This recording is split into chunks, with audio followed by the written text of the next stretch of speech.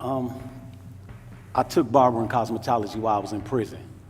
I mentioned to you that I own my own barber and beauty salon now. So I was able to take that training and move forward with it upon my release. But I know from being in there for so long, a lot of programs is just the introduction into just, let's say, carpentry. You're not a journeyman carpenter when you come home. You just maybe scratch the surface of what true carpentry is. So a lot of guys that I know that came home thought they were in position from taking welding and taking carpentry, that they was gonna walk into a journeyman type job. And they were really far from that. A lot of it wasn't being acknowledged the way we thought it was gonna be acknowledged. So to have the conversation and have the network built with people coming out of prison to know that whatever they take, that it will be acceptable in the workforce. But more importantly, from my standpoint, I think that barber and cosmetology helped me out a whole lot to have a way to make a living upon my release. But also what helped me was the work I did with inside of myself. I think building up the person will help a lot and will coincide with a trade or some type of skill, because the person has to take advantage of that. And if we dealing with people that's defeated, we dealing with people that might not feel up to par, and we might get them a skill, but they still have this feeling of being less than and not being capable. So if you put some value and some pride in somebody that's in this situation, they might be able to take a barber cosmetology degree and run with it. Whereas a person that's defeated, they still gonna have their cosmetology degree and not do nothing with it. And we all know people that's in that situation. It would make a huge difference to give somebody something to grasp onto when they have nothing. It really raised the morale, so to speak. I know what it did for me, so I'm gonna speak for my experience. I know taking barber cosmetology was the first thing in my life that I started and I finished. I started a lot of things in my life, but I never finished anything. But that was the first thing that I started and I finished. And once I finished it, a light bulb went on. And I said, wow, I waited all these years to finish something. And I take on challenge after challenge after challenge because of that one experience. So when you do open up the door for somebody to have something to hold on to, because we grasping for everything when we in there. We grasping for letters, we grasping for phone calls, we grasping for visits. We trying to hold on to something. So to give them or give us something to hold on to at that point, it gives us some type of hope. It would give some hope. What I've seen personally is guys might be on work release in prison for maybe a year and a half, maybe even 2 years. And they have a steady job, very steady job. And they're really excited about the prospects of leaving prison and holding on to that job.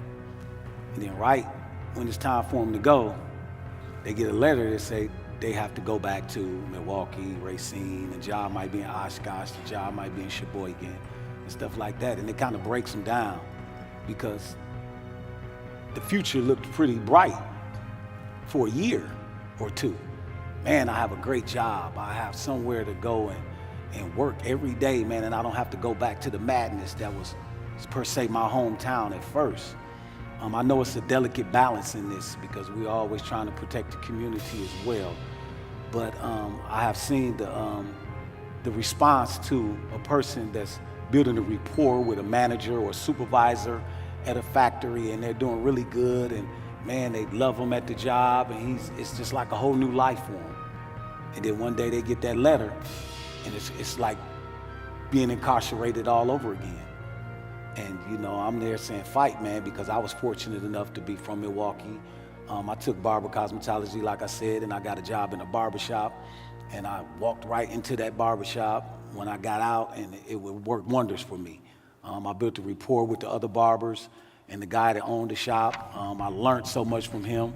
A year after my release, I opened my own shop, but it was due to my chair being one chair from him, and I was listening to everything he was saying about business and about life, and I applied all of that to me, and a year later, I opened my own shop. So when somebody is in that situation where they can walk out and learn from somebody like myself or you guys, and they there and they working for you.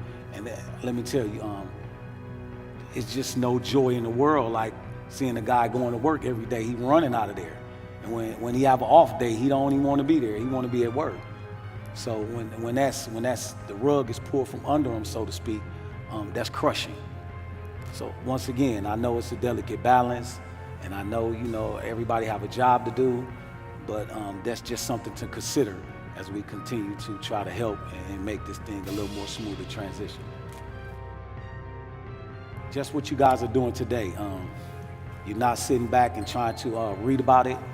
You're not trying to conjure up certain visions in your mind and run with it. You're talking to the voice. You're talking to the people that been there, that felt that pain and done transitioned back successfully. I was asked before, could you pour whatever in you inside a cup and we can let everybody else coming out drink it? And I said, well, in actuality, I can't do it, but I'll do everything I can to try to help with that. And I think statewide, different organizations, there's different agencies, should have somebody like us on their staff, because we can, per se, mentor. I know it's not cute to be holding a 40, 30, 50-year-old man's hand, but we got to meet these people where they at. You have to meet us where we are, and it's sad to say that, okay, I'm 40 and I need somebody to hold my hand. I've never been in this situation before, but you like, he's in the same situation as my 15-year-old. Hey, that's what it is. So we have to meet them where they at, and statewide, we probably need to employ and interact agencies that have people that have walked that walk and be able to speak the language, because we're dealing with people that's already hard as it is. So once they shut down, it's gonna be hard to get them, to open back up. And sometimes we have our own tactics and we have our own views on things, but we need to open it up, like I said, statewide, and have some policies or something in the works to get more of us involved in this process. Very delicate subject with housing, because we all want to have our communities as safe as we can. I was fortunate enough to go back to my childhood home with my grandmom and stay with her for a while. I ended up purchasing the house right next door to that house, and she was very excited and happy about that. Although I'm a felon, she was happy to have me, because that's my grandmom and she knew me before I was a felon. And that's my point, is that before all of us was felons, we wasn't felons. So I wasn't always a felon. There's some people that's not felons that's probably doing way more stuff than any of us up here today. And we probably welcome them in our neighborhood a lot quicker than we would somebody that already has the felony, because we don't know. Being that I have the felony, I know better. I know that some people that don't have a felony, that don't mean they're not a felon. They just don't have it on their report card yet. They don't have the F yet.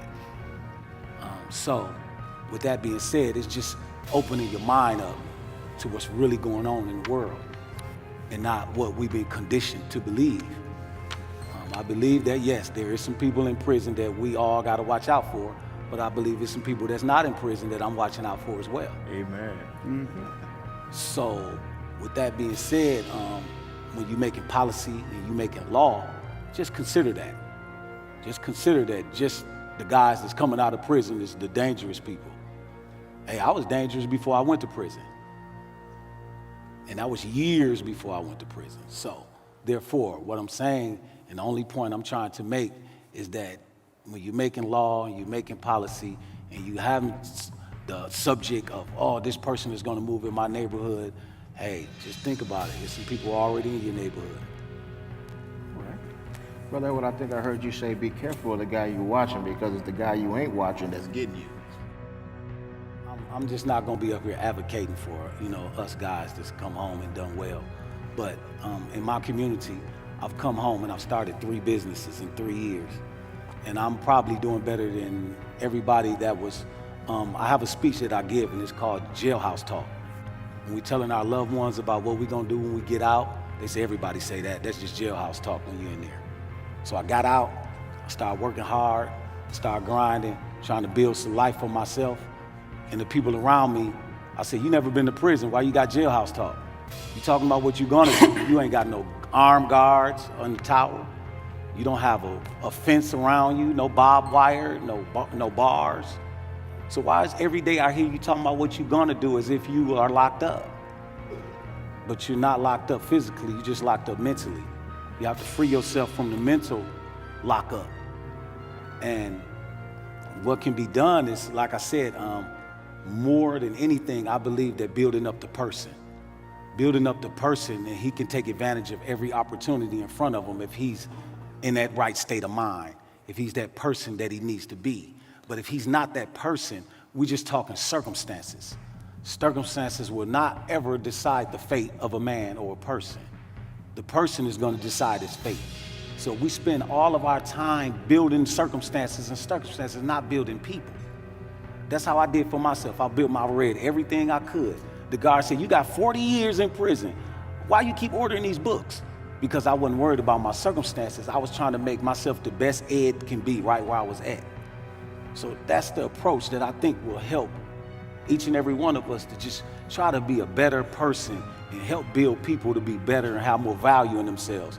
And then when we bring the opportunities, when we bring the jobs, when we bring the housing, they're gonna be able to take advantage of it. Because right now, if I'm in the wrong state of mind, you're gonna give me a job, you're gonna give me housing, and I won't do nothing with it because I'm not in my right state of mind. So I think a lot of our attention not only should be on the circumstances, but definitely should be on building people.